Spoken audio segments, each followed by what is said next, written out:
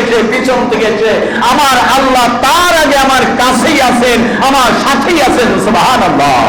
আল্লাহ তাআলা বলছেন আমি তোমার সব রগের চাইতে গাড়ের মাঝখানে যে রগ আছে তার চাইতে কাছে আমি অবস্থান করে আছি। সুবহানাল্লাহ। সাহায্য করবেন কে? সাহায্য করবেন কে? এই জন্য ভয় করব কাকে?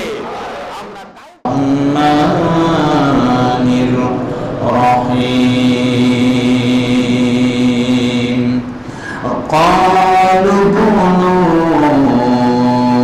له بنيانا فألقوه في الجحيم فأرادوا به كيدا فجعلناهم الأسفلين وقال إني ذاهب إلى ربي سيهدين رب هب لي من الصالحين فبشرناه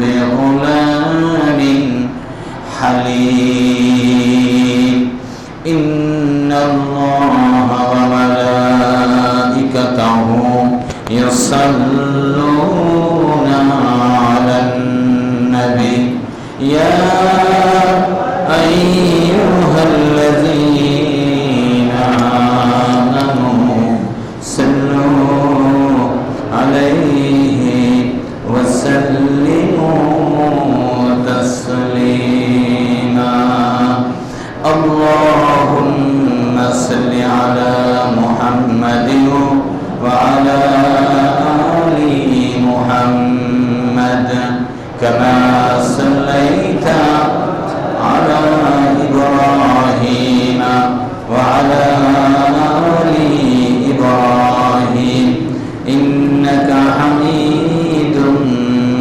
مجيد بلغ العلا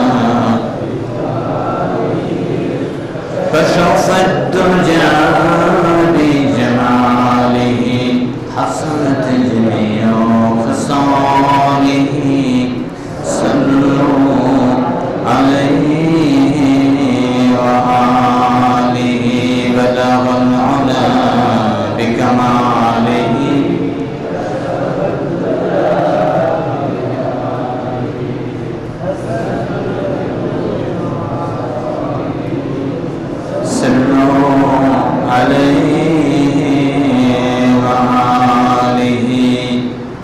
আলহামদুলিল্লাহ। মহান আল্লাহ রাব্বুল আলামিনের কালামে হাকিম থেকে 37 নম্বর সূরা, সূরা আস-সাফফাত, সূরা ইয়াসিন সূরার পরে সূরা আস-সাফফাত এ থেকে তেলাওয়াত করেছি। মহান আল্লাহ তাআলা 97, 98, 99 নম্বর এবং 100 নম্বর আয়াতে যে কথা বলেছেন তা তেলাওয়াত করেছি। আল্লাহ তাআলা আমাদের তেলাওয়াত করার, তেলাওয়াত শোনার তৌফিক দান করলেন। আলহামদুলিল্লাহ। কোরআন আল কারীম থেকে তেলাওয়াত শোনা, তেলাওয়াত করা, এ থেকে বরকত, এ থেকে শিক্ষা নেওয়া আল্লাহ তাআলা যাকে তৌফিক দান করেন সেই রকম তৌফিক আল্লাহ আমাদেরকে দান করলেন। আলহামদুলিল্লাহ, আলহামদুলিল্লাহ। হযরত রাসূল করিম সাল্লাল্লাহু আলাইহি ওয়াসাল্লামের পূর্বে যত নবী ছিলেন সবাই ছিলেন মুসলমান। সবাই কি ছিলেন? মুসলমান।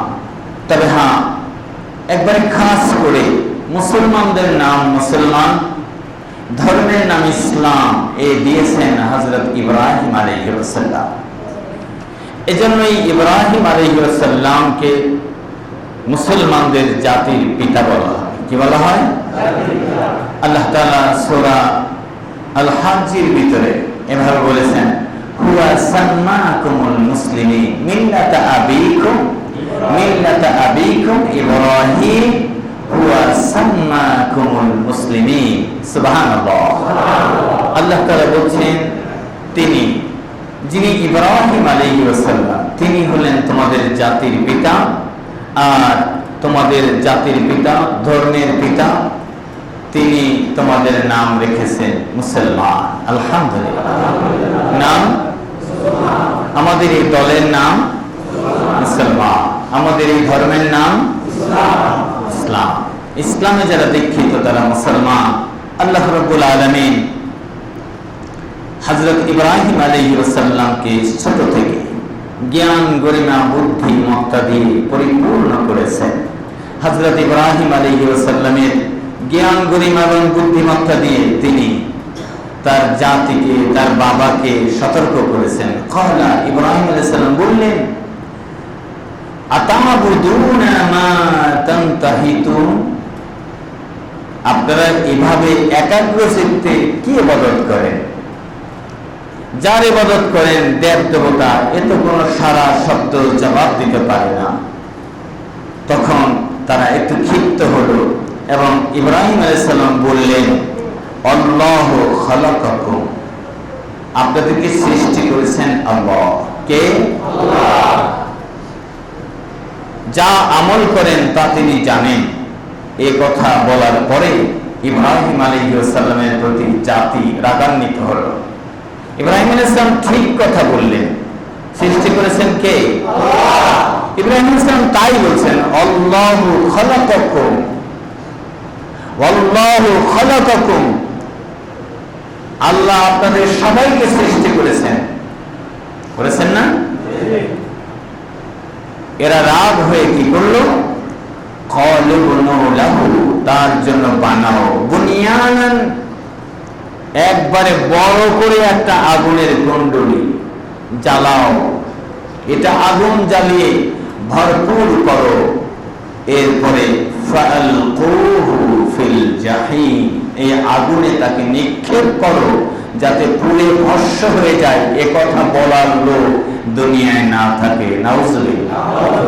বলেন, যারা এখন কোরআনের কথা, আল্লাহর কথা বলেন, 1 জন, 2 জন, 20 জন, 50 জন, 1000 জন, লক্ষ জন যদি জমিন থেকে পোড়ায়া ভস্ম করে দেয়, কি কোরআনের কথা থাকবে না মুছে যাবে?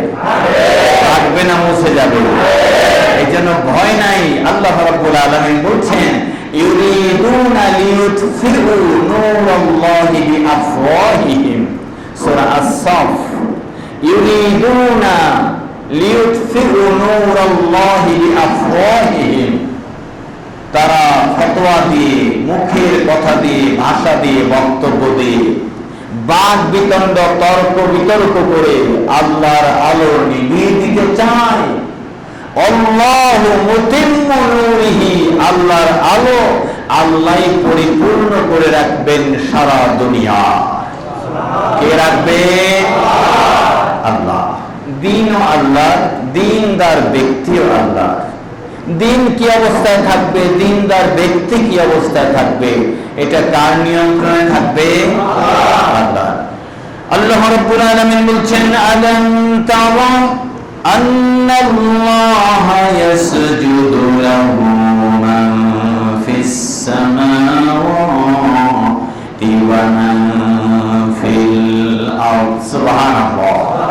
আল্লাহ রাব্বুল আলামিন সূরা আল হাজরের ভিতরে 18 নম্বর আয়াতে কথা বলেন, হে নবী আপনি কি দেখেন না আসমান জমিনে যত মাখলুক আছে সবাই আল্লাহকে সিজদা করে। কাকে?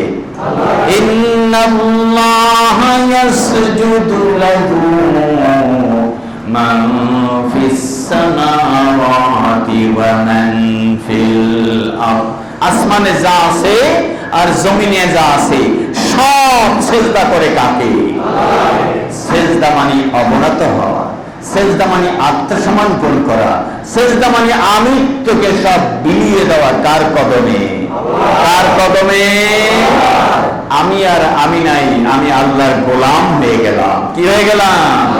গোলাম হয়ে গেলাম। আমি আল্লাহর গোলাম হয়ে গেলাম, আমার বাকি জীবনটা গোলামি চলবে কার? আল্লাহ রাব্বুল আলামিন তারপরে বলছেন, والشمس والقمر والنجوم والدواب وكثير من الناس। সুবহানাল্লাহ। রব্বুল আলামিন বলছেন সূর্য আমাকে সেজদা করে। কাকে? কাকে? সূর্য সেজদা করে, ওয়াল কামারু চন্দ্র সেজদা করে, ওয়ান নুজুমু সকল তারকাপুঞ্জ সেজদা করে, ওয়াদ দাওয়াবু সকল প্রাণী সেজদা করে, ওয়া কাসীরুম মিনান নাস অসংখ্য মানুষ আল্লাহকে সেজদা করে। সুবহানাল্লাহ। কাকে সেজদা করে? কাকে সেজদা করে? আল্লাহকে সেজদা করো। ওয়াল জিবালু আল্লাহু আকবার।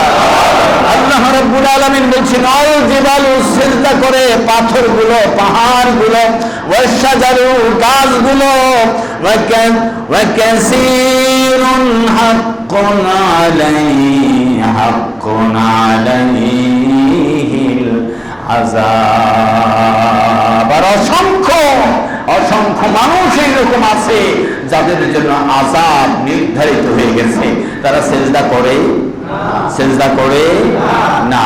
দুই চারটা সেজদা করলো লোক দেখানোর জন্য, দুই চারটা দান করলো মানুষ দেখাবার জন্য, একটু একটু ইবাদত করে তাও লোক দেখানোর জন্য। আল্লাহ তাআলা বলছেন ওয়াকাসীরুন হাক্কুন আলাইহিল আযাব। তাদের নিজেদের জন্য নিজেদের জন্য আযাব নির্ধারণ করে নিয়েছে। তাদের উপরে আল্লাহর আযাব হওয়াই হক, আল্লাহর আযাব হওয়াই সত্য। রব্বুল আলামিন বলছেন ومن يهن الله فما له من مكرم। আল্লাহ তাআলা বলছেন ও দুনিয়ার মানুষেরা, আল্লাহ যাকে হ্যাঁ প্রতিপন্ন করবেন, অপমানিত করবেন, তাকে ইজ্জত দিতে পারে এমন কেউ আর নাই। আছে? এমন কেউ আর নাই। ইন্নাল্লাহা ইয়াফআলু মা ইয়াশা। রব্বুল আলামিন বলছেন আল্লাহ যা করতে চান আল্লাহ তাআলা তাই করেন। আল্লাহর ঈমানদার ওয়াল্লাযিনা হাদু, এবং যারা ইহুদি আছে না, ইহুদি, ওয়াসসাবিনা যারা নক্ষত্র পূজারী, তার মানে চাঁদ, সূর্য, গ্রহ, নক্ষত্র, তারকা এর পূজা করে, ওয়ান নাসারা, এবং যারা খ্রিস্টান, ইহুদি নাসারা।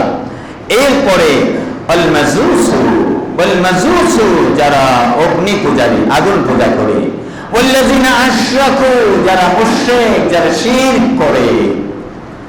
এরপরে আল্লাহ তাআলা বলছেন ইন্নাল্লাহা ইয়াফসিলু বাইনাহুম ইয়াওমাল কিয়ামাহ। সুবহানাল্লাহ। যারা মুমিন, যারা ইহুদি, যারা নক্ষত্র পূজারী, যারা খ্রিস্টান, যারা মূর্তি পূজারী, যারা শিরকারী, আল্লাহ তাআলা বলছেন কিয়ামতের ময়দানে তাদের প্রত্যেককে আলাদা আলাদা ফয়সালা করা হবে। এখন মুমিন অপেক্ষা করো, ধৈর্য ধারণ করো, এর ফয়সালা কিয়ামতে হয়ে যাবে। কিয়ামত কাছে না দূরে? কাছে না দূরে? আপনি মনে করছেন কিয়ামত আরো 1000 বছর পরে হবে, আপনি 1000 বছর পরে দেখবেন না, বরং আপনার কিয়ামতটা, আপনার পরকালটা চোখ বন্ধ হয়ে গেলেই শুরু হবে। ঠিক কিনা? এই দুনিয়ার পরে পরকালটা চোখ বন্ধ হয়ে যাওয়ার সাথে সাথে আপনার জন্য দুনিয়ার আর কোনো লেনা দেনা, দুনিয়ার আর কোনো সংযোগ, দুনিয়ার আর চলাফেরা আপনার আমার জন্য থাকছে না। আপনার আমার জন্য হিসাব শুরু হয়ে যাবে পরকালীন জিন্দেগি। ঠিক কিনা? আল্লাহ রাব্বুল আলামিন বলছেন পরকালে হিসাব হয়ে যাবে, প্রত্যেকের ফয়সালা হয়ে যাবে। মুশরিকদের যা পাওনা দেওয়া হবে, ইহুদিদের যা পাওনা দেওয়া হবে, খ্রিস্টানদের যা পাওনা দেওয়া হবে, মূর্তি পূজারীর যা শাস্তি দেওয়া হবে, শিরকারীদের যা পাওনা দেওয়া হবে, ইহুদিদের যা পাওনা দেওয়া হবে, মুমিনদের যা পাওনা দেওয়া হবে। ইন্নাল্লাযীনা আমানু ওয়া আমিলুস সালিহাত। সূরা বাইয়িনা। ইন্নাল্লাযীনা আমানু ওয়া আমিলুস সালিহাত, যারা ঈমান আনবে, নেক আমল করবে, রব্বুল আলামিন বলছেন লাহুম জান্নাতুন তাজরি মিন তাহতিহাল আনহার। সুবহানাল্লাহ। আল্লাহ তাআলা বলছেন ইন্নাল্লাযিনা আমানু ওয়া আমিলুস সালিহাত, যারা নেক আমল করবে ঈমান আনার পরে, উলাইকা হুম খায়রুল বারিয়া, তারা যত সৃষ্টি আছে আসমান ও জমিনে, এই সৃষ্টিগুলোর ভিতরে সবচাইতে শ্রেষ্ঠত্বের অধিকারী। ঈমান আনার পরে যারা নেক আমল করবে, আল্লাহর যত সৃষ্টি আছে তার মধ্যে শ্রেষ্ঠত্বের অধিকারী হলো এই মানুষ যারা ঈমান আনলো, নেক আমল করলো, আর তাদের জন্য হলো জান্নাত, এমন জান্নাত তাজরি মিন তাহতিহাল আনহার। আল্লাহ তাআলা বলছেন এই জান্নাতের তলদেশ দিয়ে নিচ দিয়ে ঝর্ণা ধারা, প্রস্রবণ ধারা প্রবাহিত থাকবে। সুবহানাল্লাহ। জান্নাতে আদনিন, জান্নাতে আদম থাকবে, নেয়ামতপূর্ণ জান্নাত থাকবে, তাজরি মিন তাহতিহাল আনহার, এই জান্নাতের নিচ দিয়ে ঝর্ণা ধারা প্রবাহিত থাকবে।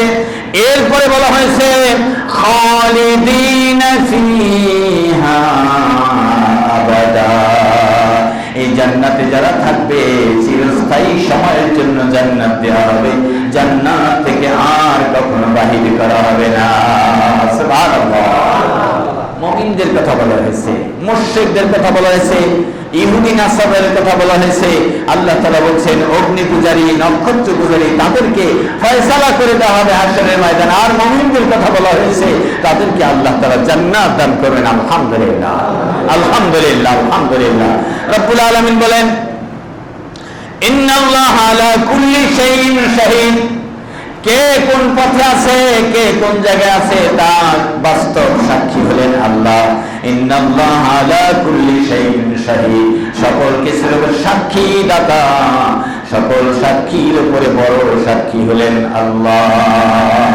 ইন্নাল্লাহা খাবীরুম বিমা তা'মালুনা বাসীর। রব্বুল আলামিন বলছেন হে দুনিয়ার মানুষেরা তোমরা জেনে রেখো আল্লাহ তাআলা সকল কিছু জানেন, মনের খবর জানেন, সবকিছু দেখেন। তিনি কে? আল্লাহ। খবর জানেন, সবকিছু দেখেন। আল্লাহ তাআলার নবী হযরত ইব্রাহিম আলাইহিস সালামের জন্য আগুন জ্বালিয়ে ফেলা হলো, জানের মালিক কে? জানের মালিক কে?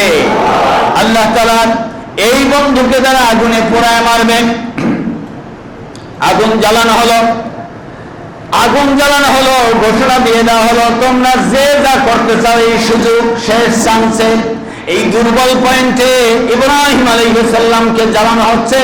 তোমরা তোমাদের ধর্মকে আর দেবতাগুলোকে বাঁচাবার জন্য, তাদের রক্ষা করার জন্য এখনই এগিয়ে আসো। আমি ইব্রাহিম আলাইহিস সালামকে এখন পড়ায় দিব নমরুদের কথা। আর আল্লাহ তাআলা বলছেন ফাআদু বিহি কাইদান ফাজআলনাহুমুল আসফালিন। আল্লাহ তাআলা বলছেন, আল্লাহ তাআলা বলছেন ফারাদু বিহি, আমি ইচ্ছা করেছি যে আমি তাকে প্রতিষ্ঠিত করব, আমি তাকে হেফাজত করব। আর তাদের ইচ্ছা ছিল তারা তাকে ধ্বংস করে দিবে। তাদের ইচ্ছা, তাদের কায়দা কানুন, তাদের কৌশল আমি ধুলায় মিশিয়ে দিলাম। সুবহানাল্লাহ। কিভাবে হলো? আগুন জ্বালানো হলো, ইব্রাহিম আলাইহিস সালামকে আগুনে পোড়াবার জন্য মেশিন তৈরি করা হলো, যন্ত্র তৈরি করা হলো। এই যন্ত্রের উপরে উঠায়া আগুন বরাবর নিয়ে তারপরে তাকে ঝাঁকি দিয়ে ফেলে দিবে। আল্লাহ রাব্বুল আলামিন বলে ওই আগুনে ফেলাবার জন্য ইব্রাহিম আলাইহিস সালামকে রশি দিয়ে বাঁধা হলো। রশি ছাড়া আগুন আর কিছুই করতে পারে নাই। সুবহানাল্লাহ। রশিটা ছাড়া আগুনে পোড়াবার জন্য ইব্রাহিম আলাইহিস সালামকে রশি দিয়ে হাতে পায়ে বেঁধে রাখা হয়েছে। বেঁধে তারপরে কাঠের চক্রার উপরে উঠানো হয়েছে, আর আগুন বরাবর নিয়ে তাকে ঝাঁকি দিয়ে ফেলে দিবে। ফেলে দেওয়ার পরে ইব্রাহিম আলাইহিস সালামের রশি ছাড়া আর কিছুই করে নাই। সুবহানাল্লাহ। রক্ষা করলেন কে? হযরত মিকাইল আলাইহিস সালাম, বৃষ্টি ফেরেশতা, মেঘমালা পরিচালনা করেন। মিকাইল আলাইহিস সালাম চলে আসলেন। ফেরেশতা এসে হযরত জিবরাইল আলাইহিস সালামকে বললেন, হযরত মিকাইল আলাইহিস সালাম জিবরাইল আলাইহিস সালামকে বললেন, ভাই জিবরাইল, আমি হযরত ইব্রাহিম আলাইহিস সালামকে আবেদন করতে চাই। জিবরাইল আলাইহিস সালাম বললেন, আমি আবেদন করতে চাই। জিবরাইল আলাইহিস সালাম বললেন, আমি আবেদন করতে চাই আমার পাখার এক ঝাপটানি মেরে আগুন দিয়ে সব জাতি পুরে সরকার করে দিব, নমরুদ সব ধ্বংস করে দিব। ইব্রাহিম আলাইহিস সালাম, আপনি আমাকে অনুমতি দেন। হযরত মিকাইল আলাইহিস সালাম বললেন, আমি এক পশরা বৃষ্টি দিয়ে এই আগুন ঠান্ডা পানি বানিয়ে দিব, আপনি আমাকে অনুমতি দেন। আল্লাহ রাব্বুল আলামিন বলেন, ও ফেরেশতারা, তোমাদের চাইতে আমার রব আমার অনেক কাছে আছে। নাহনু আকরাবু ইলাইহি মিন হাবলিল ওয়ারিদ। আমার আল্লাহ এই মাত্র আমাকে ডাক দিয়ে বলছেন, ইব্রাহিম, আমি তোমার এত কাছে আছি, এইরকম কাছে আর তোমার কেউ নাই। সুবহানাল্লাহ। তুমি তো সাহায্য করে দূর থেকে এসে, তুমি আমাকে সাহায্য করে সামনে থেকে এসে, পিছন থেকে এসে, আমার আল্লাহ তার আগে আমার কাছেই আছেন, আমার সাথেই আছেন। সুবহানাল্লাহ। আল্লাহ তাআলা বলছেন, আমি তোমার সব রগের চাইতে গাড়ের মাঝখানে যে রগ আছে তার চাইতে কাছে আমি অবস্থান করেই আছি। সুবহানাল্লাহ। সাহায্য করবেন কে? সাহায্য করবেন কে? এই জন্য ভয় করব কাকে? আমরা কাউকে ভয় করব না, ভয় করব কাকে? 1400 বছর আগে আমার নবীজি বলছেন, হে মহিলারা, তোমাদের মুখ ঢেকে রাখো, তোমাদের চেহারা ঢেকে রাখো, শরীরটা সুন্দরভাবে ঢেকে রাখো। ঠিক কিনা? এইটাই লেটেস্ট মডেল, এইটাই সুন্দর মডেল, এইটাই সুন্দর, এইটাই সৌন্দর্যের প্রতীক, এইটাই সুন্দর পোশাক বলেছেন 1400 বছর আগে। আর এটাকে সেকেলের কথা, এটা ধর্মীয় কথা, এটাকে আটকিয়ে রাখার কথা বলে এটাকে উড়িয়ে দিয়েছে নাস্তিকেরা। আল্লাহকে যারা মানতে চায় না তারা এটাকে উড়িয়ে দেওয়ার চেষ্টা করেছে। এখন যে মহিলা মুখোশ একটার উপরে দুইটা লাগায়, যে একটার উপরে দুইটা টিপি লাগায়, তাকেই বলা হয় এইটাই খুব পরে, এইটাই নিরাপদ, এইটাই নিরাপত্তার প্রতীক। ঠিক কিনা? আল্লাহ রাব্বুল আলামিন বলছেন, এই নিরাপত্তার প্রতীক আমি আরো অনেক আগে দিয়ে দিয়েছি। তা যদি মানতে তাহলে এসিড পড়তো না, তা যদি মানতে তাহলে তোমরা বেহায়াপনায় লিপ্ত হতে না, তা যদি মানতে তাহলে আল্লাহর হুকুম ভঙ্গ করে জাহান্নামে যেতে হতো না। সুবহানাল্লাহ। আল্লাহ রাব্বুল আলামিন পর্দার বিধান দিয়েছেন, সে কথাই ইশারায় বললাম, পর্দার বিধান এখন তো মেনে চলেই বাধ্য হয়। আল্লাহ রাব্বুল আলামিন বলছেন, দুটো বিষয় একসাথে হতে পারে, আপনার ফায়দাও হতে, সব হতে পারে। যে কাপড়, যে পোশাকটা আপনি কিনলেন, নামাজের নিয়ত করে কিনেন, নামাজের নিয়ত করে কিনেন, নামাজও হয়ে যাবে, পোশাকের সৌন্দর্য আপনি গ্রহণ করতে পারবেন। জানালাটা লাগালেন আপনি, আলো বাতাস ঢুকবে, এরপরে আজানের শব্দ ঢুকবে, তা দিয়ে আপনি আজান শুনে নামাজ আদায় করবেন। এই নিয়ত করলে বাতাস বন্ধ হয়ে যাবে কিনা? বাতাস বন্ধ হয়ে যাবে না। আল্লাহ রাব্বুল আলামিনের এই কোরআনে কারীম আপনি তেলাওয়াতের সওয়াবের নিয়ত করে পাঠ করেন, সওয়াব হয়ে যাবে। এর সাথে আরেকটা নিয়ত করেন, কোরআন শরীফ থেকে শিখে শিখে আমার জীবনটা পরিচালিত হবে, কোরআনের বিপক্ষে বাকি জীবনে এক কদম যাব না। তাহলে আপনি ইসলামী আন্দোলনের, আল্লাহ রাসূল সাল্লাল্লাহু আলাইহি সাল্লামের রেখে যাওয়া সেই মুজাহিদ কমিটির, সেই মুজাহিদ দলের একজন সদস্য হয়ে গেলেন। আর যদি জিমানার তেলাওয়াত করেন, আল্লাহ যা সওয়াব দেন আলহামদুলিল্লাহ, যা সওয়াব দেন আলহামদুলিল্লাহ, তাহলে কোরআনের কথা মানবে কে, মানাবে কে, সমাজের হাল ধরবে কে? এর জন্য সার্বিকভাবে কোরআন মেনে চলার জন্য চেষ্টা করতে হবে। আল্লাহ আমাদের তৌফিক দান করেন। আমিন। আল্লাহর উপরে বিশ্বাস আর ভালোবাসা, ভক্তি আর মাধুরী দিয়ে আল্লাহ তাআলাকে এত কাছে জেনে ফেলেছেন। আল্লাহ তাআলা বলছেন, কুলনা ইয়া নারু কুনি বারদাও ওয়া সালামান আলা ইব্রাহিম। ইব্রাহিম, হে আগুন, ইব্রাহিম আলাইহিস সালামের প্রতি শান্তিদায়ক হয়ে যাও, আরামদায়ক হয়ে যাও। আল্লাহ রাব্বুল আলামিন ইব্রাহিম আলাইহিস সালামকে হেফাজত করলেন, তাদের পরিকল্পনা বাস্তবায়ন হলো না। হলো না। আগুন যারা জ্বালিয়েছিল, যে আশা করেছিল, সে পরিকল্পনা বাস্তবায়ন হলো না। সূরা আস-সাফফাত, সূরা আস-সাফফাত 98 নম্বর আয়াত, আল্লাহ তাআলা বলেন, তারা আশা করেছিল, ফাজালাহুমুল আসফালিন, আমি তাদের আশা ধুলায় মিশিয়ে দিলাম। তাদের আশা আর পূরণ হলো না, তাদের আশা পূরণ করা সম্ভব হলো না। আল্লাহ রাব্বুল আলামিনের নবী হযরত ইব্রাহিম আলাইহিস সালাম চিন্তা করলেন, কোথায় যাওয়া যায়? কোথায় যাওয়া যায়, কি করা যায়?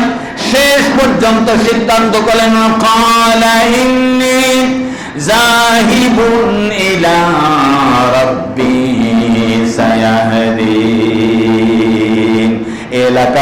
এলাকায় দাওয়াতি কাজ করা সম্ভব হবে না, যেখানের মানুষ চায় আল্লাহ যেদিকে আমাকে নিয়ে যায় আল্লাহর পথে বের হয়ে গেলাম। সেই ইরাক থেকে তিনি মিশরের পথে রওনা করলেন, হিজরত করতে রওনা করলেন। না, এইখানকার মানুষ আর আমাকে গ্রহণ করছে না। সেই সময়ের কথা আল্লাহ নবী হযরত ইব্রাহিম আলাইহিস সালাম হিজরত করে গেলেন। সেই একটি দৃশ্য, সেই একটি অবস্থান। আরেকটি বিষয় ছিল হযরত ইব্রাহিম আলাইহিস সালাম, আল্লাহ নবী ইব্রাহিম আলাইহিস সালাম আল্লাহর দরবারে দোয়া করলেন, বয়স তো বেশি হয়ে গিয়েছে, এখন কি করা যায়? বয়স যখন বেশি হয়ে যায়, প্রায় 85-86 বছর বয়স হয়ে যায়, আল্লাহর নবী আল্লাহর কাছে দোয়া করলেন, আমি তো আল্লাহ রাব্বুল আলামিন বার্ধক্য উপনীত হয়েছি, আমার জন্য একখানা নেক সন্তান দান করে দেন। একজন সন্তান আমাকে দেন যার হাতে আমি আপনার দিনের মশালটা ধরায় দিতে পারি, দিনের আলোটা বুঝিয়ে দিতে পারি, আপনার কিতাব বুঝিয়ে দিতে পারি। আমি যেভাবে জমিনে মজবুত ভাবে ইবাদতের দাওয়াত দিয়েছি, আল্লাহর দাওয়াত দিয়েছি, তাওহীদের দাওয়াত দিয়েছি, আল্লাহ আমাকে এইরকম ধৈর্যশীল একজন সন্তান দেন, কাউকে ভয় করে না, আপনাকে কাছে রেখে আপনার প্রতি ভরসা করে। সুবহানাল্লাহ। আল্লাহ রাব্বুল আলামিনকে আবেদন করেন, রাব্বি হাবলি মিনাস সালিহিন, আল্লাহ দয়া করে আমাকে একজন নেক সন্তান দিয়ে দিন। আল্লাহ তাআলা সংবাদ দিয়ে দিলেন, ফাবাশশারনাহু বিগুলামিন হালিম। আল্লাহ তাআলা বললেন, আমি তাকে সুসংবাদ দিয়ে দিলাম ধৈর্যশীল একজন নেক সন্তানের। সুবহানাল্লাহ। ধৈর্যশীল একজন নেক সন্তানের সুসংবাদ দিয়ে দিলেন। হযরত ইব্রাহিম আলাইহিস সালামের সেই নেক সন্তান, আল্লাহ সেই অনুদান, আল্লাহর যে করুণা, তার নাম হলো ইসমাঈল আলাইহিস সালাম। মা হাজেরার ঘরে জন্মগ্রহণ করলেন হযরত ইসমাঈল আলাইহিস সালাম। আল্লাহ তাআলা বললেন, হে নবী ইব্রাহিম আলাইহিস সালাম, পরীক্ষা আবারও দিতে হবে। আপনি আপনার জানের চাইতে ভালোবাসেন আল্লাহকে, পরীক্ষা দিয়েছেন অগ্নিকুণ্ডে। আপনি আপনার দেশের চাইতে ভালোবাসেন আল্লাহকে, পরীক্ষা দিয়েছেন। ইরাক ছেড়ে আপনি মিশরে চলে এসেছেন। আপনি আপনার জানের চাইতে ভালোবাসেন আপনার কলিজার টুকরা সন্তানকে। এবার পরীক্ষা দিতে হবে, এই সন্তান বনবাসে দিয়ে আসতে হবে, নির্জন বনবাস, নির্জন জায়গায় ফেলে দিয়ে আসতে হবে। আপনার স্ত্রীকে এবং আপনার এই সন্তানকে আপনার কাছে রাখতে পারবেন না।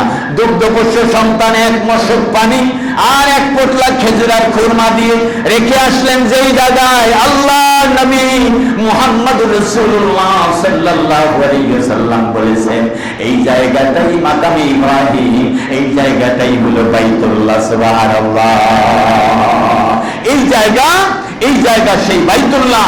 এই জায়গার মধ্যে তখন বাইতুল্লাহ ছিল না। নূহ আলাইহিস সালামের সময় বাইতুল্লাহ আল্লাহ উঠিয়ে নিয়ে গেছেন। খালি জায়গা, মরুভূমির চারিদিকটা পাহাড়ে ঘেরা, মাঝখানে ছিল আল্লাহর ঘর বাইতুল্লাহ। এই জায়গাটা খালি, কোনো পিলার নাই, চিহ্ন নাই, কোনো কিছুই নেই, একবারে নিশ্চিহ্ন জায়গা। সেই জায়গার মধ্যে হযরত ইসমাঈল আলাইহিস সালামকে নিয়ে হযরত ইব্রাহিম আলাইহিস সালাম হাজির। দুগ্ধপোষ্য সন্তান, মাত্র সপ্তাহখানিক বা 2 সপ্তাহ হয়েছে। সেখানে থাকতে থাকলেন মা হাজেরা। এক মশক পানি দিয়ে নিজেও খাইতেন, নিজে পান করতেন, সন্তানকে পান করাতেন। এক মশক পানি শেষ হয়ে যায়, নিজের খাবার খুরমা খেজুর পোটলা শেষ হয়ে যায়। শেষ পর্যন্ত দুধের প্রয়োজন হয়, সন্তানের দুধ আর পাচ্ছে না। কষ্টে কষ্টে এমন সময় পিপাসার্ত মা ওই মরুভূমির মধ্যে সাফা পর্বতে উঠলেন। উঠে দেখলেন পানি নাই। সাফা পর্বতে পানির জন্য উঠলেন, পানি নাই। নিচে দেখলেন পানি দেখা যায়। আবার মারোয়া পর্বতে আসলেন, মারোয়া পর্বতে পানি নাই। মাঝখানে একটা জায়গা নিচা, সেইখানে আসলে সন্তানকে দেখা যায়, সন্তানকে দেখা যায় না। 2 পাহাড়ে উঠলে সন্তানকে দেখা যায়, সাফায় উঠলে সন্তান দেখা যায়। দৌড় দিয়ে নিচে নামলে, নিচের মধ্যে গেলে আর দেখা যায় না। সেইখান দিয়ে জোরে জোরে দৌড়ায় আমারও পাহাড়ে উঠেন পানির আশায়। 7 বার দৌড় দিলেন। আল্লাহ তাআলা বললেন, সাফা মারওয়া যদি যারা দৌড়াবে তারা মা হাজেরার সুন্নাত পালন করলো, সেই ইতিহাস ধরে রাখলো, তাদের জীবনের গুনাহ মাফ হয়ে যাবে। ইন্নাস সাফা ওয়াল মারওয়াতা মিন শাআইরিল্লাহি ফামান হাজ্জাল বাইতা আও ইয়াতামারা ফালা জুনাহা আলাইহি আন ইয়াতাওয়াফা বিহিমা ওয়া মান তাতাওয়া খায়রান ফাইন্নাল্লাহা শাকিরুন আলিম। সুবহানাল্লাহ। এই সাফা মারওয়ার মধ্যে পাথর দিয়ে বানায়া মূর্তি রাখা হয়েছে। সাফা মারওয়ার মধ্যে পাথর দিয়ে বানায় বানায় মূর্তি রাখা হয়েছে। আল্লাহর নবী আখেরি পয়গম্বরকে সাহাবীরা জিজ্ঞাসা করলেন, আমরা তো সাই করব, সাফা মারওয়া দৌড়াবো, এখানে তো মূর্তি আছে, কিভাবে দৌড়াবো? মূর্তি, এই মূর্তি মনে করবে আমার জন্য দৌড়ায়, সেই মূর্তি মনে করবে আমার জন্য মারওয়ায় আসে, এই মূর্তি মনে করবে আমার জন্য সাফায় আসে।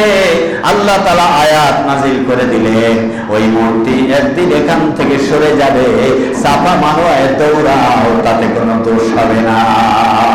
মূর্তির জায়গায় মূর্তি থাকুক, তোমরা সাফা মারওয়া দৌড়াও, সাই করো, আমাকে ডাকতে থাকো, আমি অন্তরকে কবুল করব। আমি তো জানি তোমরা মূর্তির জন্য দৌড়াও না, তোমরা আমার হুকুম পালন করতেছো, মা হাজেরার ইতিহাস জিন্দা রাখতেছো। সুবহানাল্লাহ। যাও, মূর্তি আছে তাতে কোনো দোষ নাই, ফালা জুনাহা আলাইহি, এতে কোনো দোষ নাই। আইয়া তাওয়াফা, তাওয়াফ করায় যারা হজ ওমরা করতে যাবে, এই সাফা মারওয়া মূর্তি আছে তাতে দোষ নাই। আমি জানি কারা আমার জন্য ইবাদত করে। সুবহানাল্লাহ। ছেলে আছে, মেয়ে আছে, আত্মীয় স্বজন আছে, দল আছে, মত আছে, আপনি কার জন্য কাজ করেন দেখেন কে? কার জন্য কাজ করেন দেখেন কে?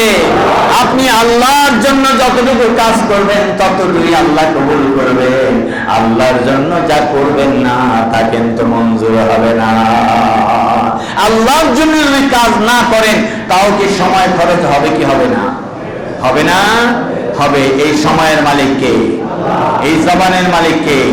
টাকা পয়সার মালিক কে? তাহলে আল্লাহর দেয়া এই সম্পদ, এই নিয়ামত, সময় অপচয় করা যাবে না, অন্যের জন্য খরচ করা যাবে না। আপনি যা করবেন সব কার জন্যে?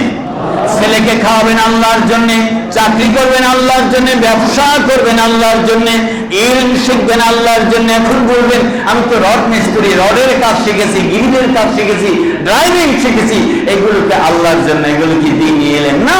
এগুলো দ্বীনি ইলম না, তবে দ্বীন জিন্দা রাখার জন্য আপনি খেয়ে পরে আল্লাহর ইবাদত করবেন, এই নিয়ত করে আপনি যেই শিক্ষা অর্জন করবেন ওই শিক্ষাই ইবাদত। সুবহানাল্লাহ।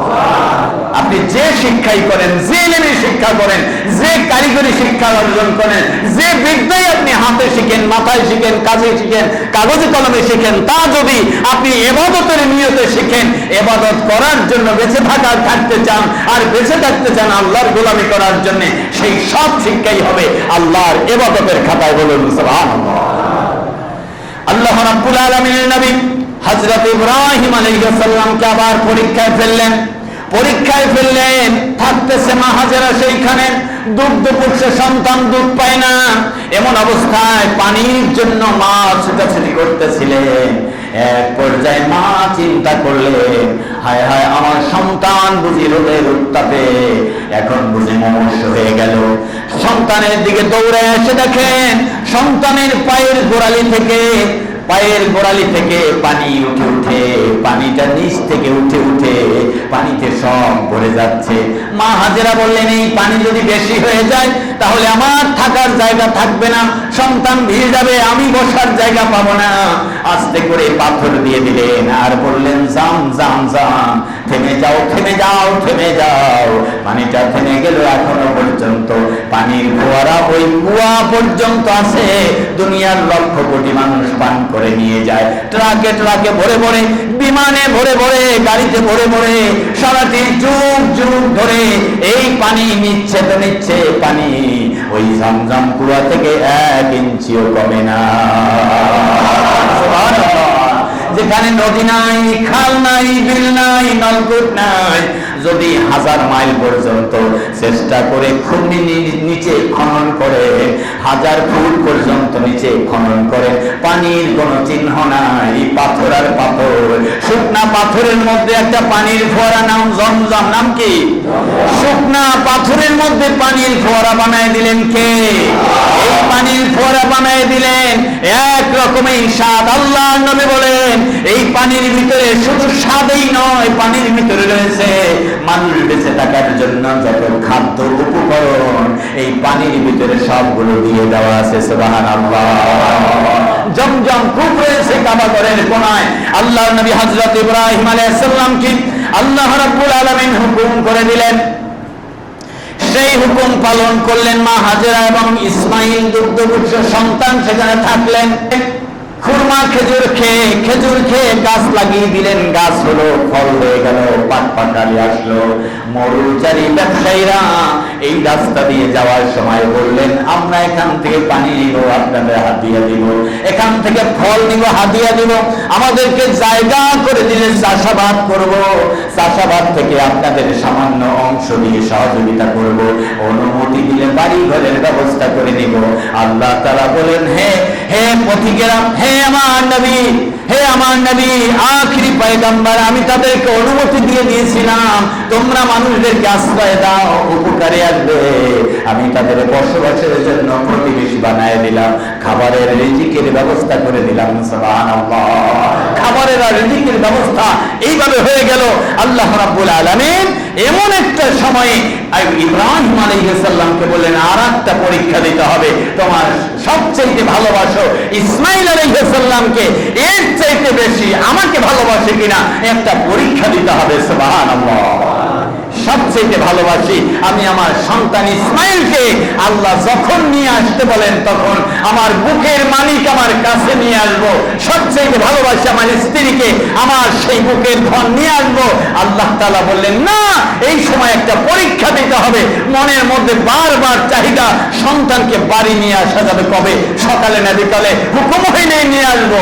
আল্লাহ রাব্বুল আলামিন বললেন, হে আমার নবী ইব্রাহিম আলাইহিস সালাম, হে আমার নবী ইব্রাহিম আলাইহিস সালাম, ফালাম্মা বালাগা মাহুস সায়া ক্বালা ইয়া বুনাইয়া ইন্নী আরা ফিল মানাম। সুবহানাল্লাহ।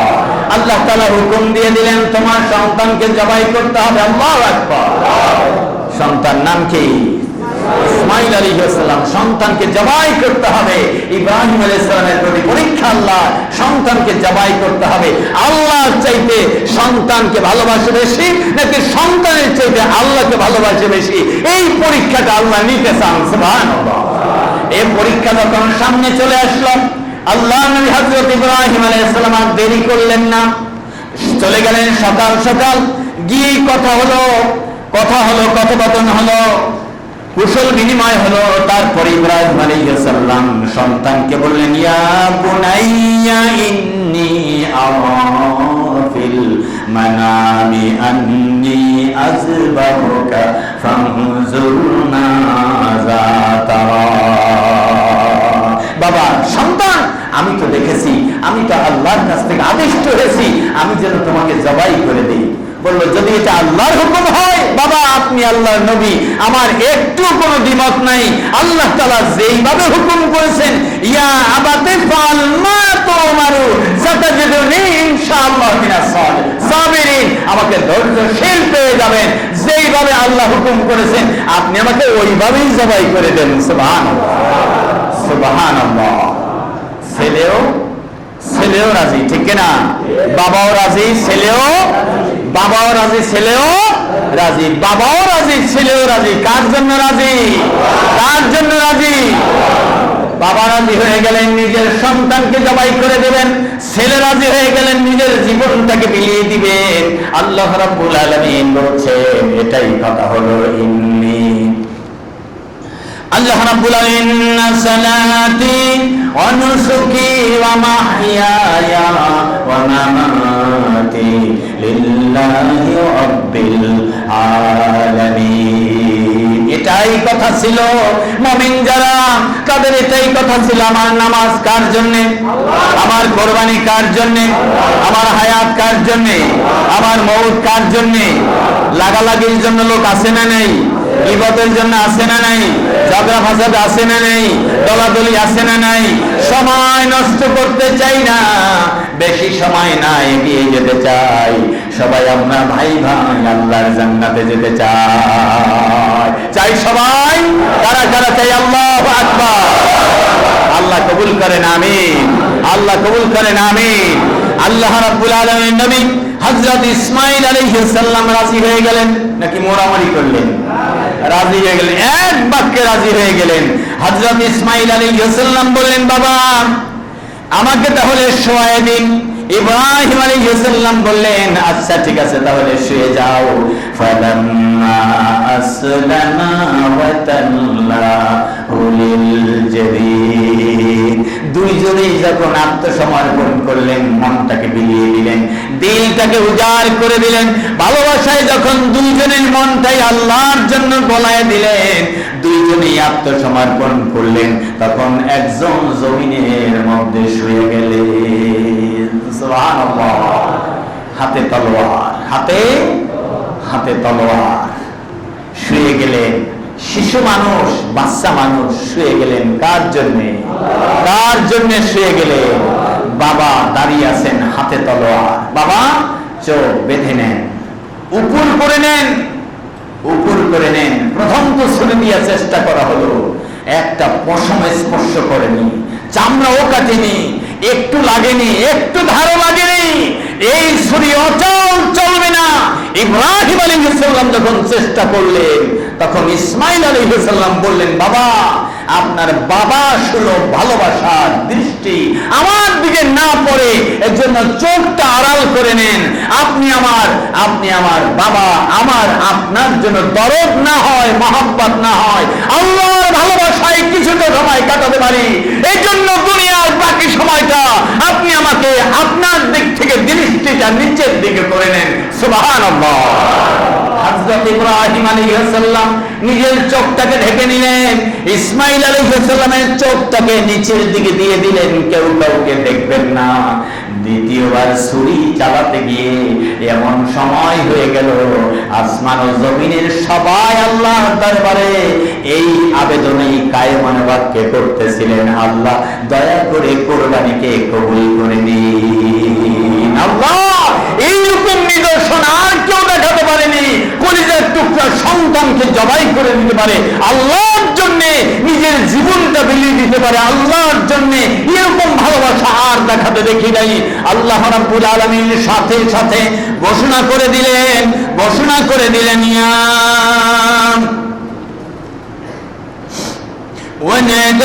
ওয়ানাদাইনাহু আইয়া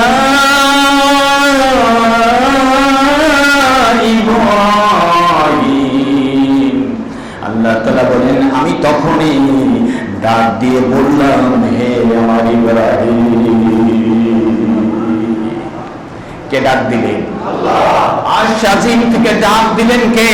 আল্লাহ। ডাক দিলেন আমার আল্লাহ, যার জন্য আয়োজন, যার জন্য নিজের জীবন বাজি, যার জন্য তরবারি ধার করা হলো, যার জন্য হাত পা বেঁধে নেওয়া হলো, যার জন্য মাটিতে শুয়ে যাওয়া হলো, যার জন্য দুনিয়ার চাইতে সব ভালোবাসা উজাড় করে নিজেকে উৎসর্গ করা হলো, তিনি রাজি হয়ে খুশি হয়ে তিনি ডাক দিয়ে বললেন, ইয়া ইব্রাহিম। সুবহানাল্লাহ। ইয়া ইব্রাহিম, তুমি যা করছো কদ সাদ্দাকতা রুইয়া ইন্নাকা যালিকা নাযিল মুহসিনিন।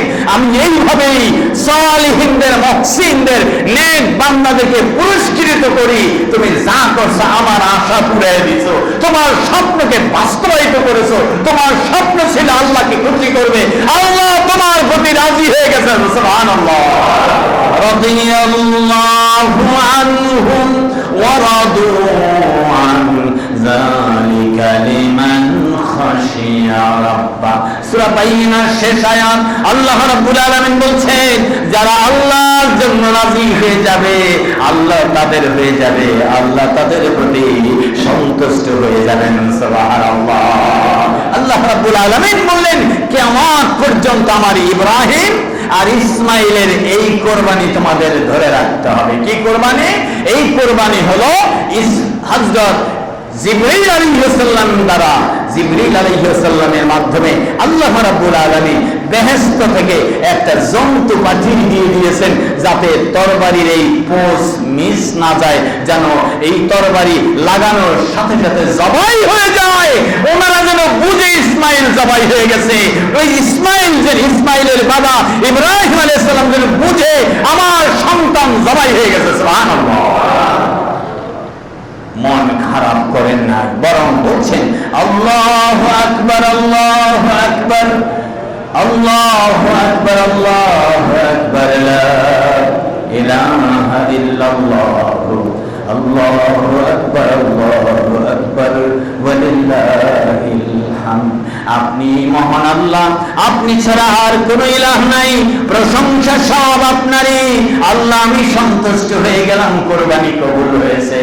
আল্লাহ তাআলা বলেন তাহলে তুমিও রাজি আমিও রাজি। চোখ খুলে না, চোখ খুলে দেখে দুম্বা কোরবানি হয়েছে, তার ছেলে পাশে দাঁড়িয়ে আছে মুক্ত বাদন। সুবহানাল্লাহ। বাঁধন মুক্ত পাশে দাঁড়িয়ে আছে। আল্লাহ তাআলা বলছেন শোনো হে ইব্রাহিম, শোনো, আমি তোমাদের এই সবাইকে কবুল করেছি। সুবহানাল্লাহ। হাযা লাহুল বালাউল মুবিন। ইন্না হাযা, নিশ্চয়ই এই পরীক্ষাটা হলো স্পষ্ট পরীক্ষা, একবারে দিনের মতো জাজল্য উজ্জ্বল, একবারে প্রকাশ্যে একটি পরীক্ষা দিলেন। কে? ইব্রাহিম আলাইহিস সালাম। এই পরীক্ষায় উত্তীর্ণ হলেন ইব্রাহিম আলাইহিস সালাম, উত্তীর্ণ হলেন তার সেই ছোট্ট সন্তান ইসমাইল আলাইহিস সালাম। আল্লাহ রাব্বুল আলামিন বলেন আফাদাইনাহু বিযিবহিন আযীম। আফাদাইনাহু, আমি তাকে হাদিয়া দিলাম, আমি তাকে পাল্টায় দিলাম, আমি তাকে উপহার দিলাম। বিযিবহিন আযীম, সবচেয়ে বড় জবাহ। তার মানে তার সন্তান জবাই করার মতোই আরেকটি উপহার আমি দিলাম। সন্তান জবাই করতে হবে না, তোমার প্রাণ প্রিয় সম্পদ থেকে চতুষ্পদ জন্তু জবাই করবে। এই দিন স্মরণ রাখার জন্য খবরদার কার্পণ্য করবে না। দেওয়ার মতো সমর্থ একবারে চাপায় একটা বকরি হয়, তারপরে যেন কোরবানি দিয়ে দেই। আল্লাহ কবুল করে না। আমিন। পারবো না 10,000 টাকা, পারবো না 10,000, 8,000, 6,000, 5,000 যদি হয়, কোরবানি দেওয়ার উপযুক্ত এতটুকু যদি হয়, বাড়িতে একটা কোরবানি দিয়ে দেন, নিজে খেয়ে নেন, নিজের আত্মীয় স্বজনকে খাওয়াই দেন, প্রতিবেশী গরিব মিসকিনদেরকে দিয়ে দেন, কোরবানি যেন মিস না যায়।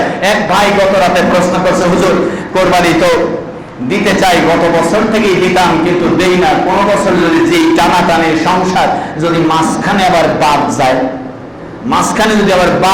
তার মানে এই বছর দিলাম, আগামী বছর আবার দিতে হবে, তারপরে দিতে হবে, তার মানে বন্ধ করা যাবে না। এইরকম না, কিন্তু আপনার যখন সচ্ছলতা থাকে তখন আপনি দিবেন, যখন সচ্ছলতা না থাকে তখন দিতে হবে না। আপনার সংসার পুত্র পরিজন পরিচালনার পরে মালিকি নিসাব পরিমাণ, তার মানে ওই 52.5 তোলা রূপার দাম পরিমাণ টাকা যদি আপনার এই কোরবানির এই দিনগুলোতে আপনার হাতে থাকে, ব্যাংকে, ডিপিএসে, আপনার পকেটে, আলমারিতে সব মিলায়া, তারপরে আপনি এখান থেকে কোরবানি করে দিবেন। কোরবানি করার পরে যদি আপনার সংসার চালাতে কষ্ট না হয় তাহলে কোরবানিটা করবেন। আর যদি মনে করেন যে না আমার সংসার চালাতে কষ্ট হবে, আমার অসুবিধা হবে, তাহলে কোরবানি করতে হবে না। আপনার আত্মীয় স্বজন যে কোরবানির গোশত দিবে তা আপনি স্বাচ্ছন্দ্যে গ্রহণ করতে পারবেন। আল্লাহ আমাদের সবাইকে কোরবানির জন্য উপযুক্ত অর্থ সম্পদ দান করেন। আমিন। আল্লাহ আমাদেরকে সবাইকে আমাদের জান মালের কোরবানি কবুল করেন। আমিন। ইব্রাহিম আলাইহিস সালাম শুধু দুম্বা কোরবানি করেছিলেন নাকি সন্তানকে কোরবানি করেছেন? সন্তানকে কোরবানি করেছেন। ইসমাইল আলাইহিস সালাম বকরি কোরবানি করেছেন না নিজের জানকে কোরবানি করেছেন? নিজের জানকে কোরবানি করেছেন। রাসূল সাল্লাল্লাহু আলাইহি সাল্লাম 313 জন সাহাবীদের সাথে নিজে গিয়েছিলেন, জেনে শুনে, সেই বদরের ময়দানে জেনে শুনে নিজে গিয়েছিলেন। সাহাবীরা বদরের যুদ্ধের পরে আবু সুফিয়ান বলেছিল যে আগামী বছর এই দিনে আবার যুদ্ধ হবে, আবার বোঝাপড়া হবে। রাসূল সাল্লাল্লাহু আলাইহি সাল্লাম বলেছেন আচ্ছা ঠিক আছে দেখা যাক। সাহাবীরা পরের বছর যখন ওই তারিখ ঘনিয়ে আসে তখন বলছে ইয়া রাসূলুল্লাহ আমরা তো অনেকেই অসুস্থ আছি, দুর্বল আছি, সংখ্যায় আমরা কম, ওরা এই বছর শক্ত হয়ে আসছে, গত বছর পরাজয়ের কথা মনে করে শক্ত পদক্ষেপ নিয়ে আসছে, এখন কি করা যায়? আল্লাহ রাসূল বলেছেন কেউ যদি না যাও আমি একাই যাব। নবীজি বলছেন মসজিদে নববীতে কেউ যদি না যাও আমি একাই যাব। রাসূল সাল্লাল্লাহু আলাইহি ওয়াসাল্লাম সাহাবীরা চিন্তা করলেন সর্বনাশ, কি বলে? তাহলে যুদ্ধের গুরুত্ব অত্যাধিক, কারণ কাফেররা ঘোষণা দিয়েছে না গেলে এটা কাপুরুষতা প্রমাণ হবে। ঠিক বদরের ময়দানে রাসূল সাল্লাল্লাহু আলাইহি ওয়াসাল্লামের সাহাবীরা একবারে প্রায় 700-800 সাহাবীদেরকে প্রস্তুত করা হলো। নবীজি সেখানে গেলেন, গিয়া একবারে 14 দিন পর্যন্ত থাকলেন। ওরা আর কেউ আসে না, কেউ আসে নাই, আসেই নেই আর আসেই নেই। আল্লাহ তাআলা একবারে বিনা যুদ্ধে বিজয় দান করেছেন, আলহামদুলিল্লাহ। তা আল্লাহ তাআলার পথে আমরা টিকে থাকবো, আল্লাহ আমাদের সবাইকে কবুল করেন, আমিন।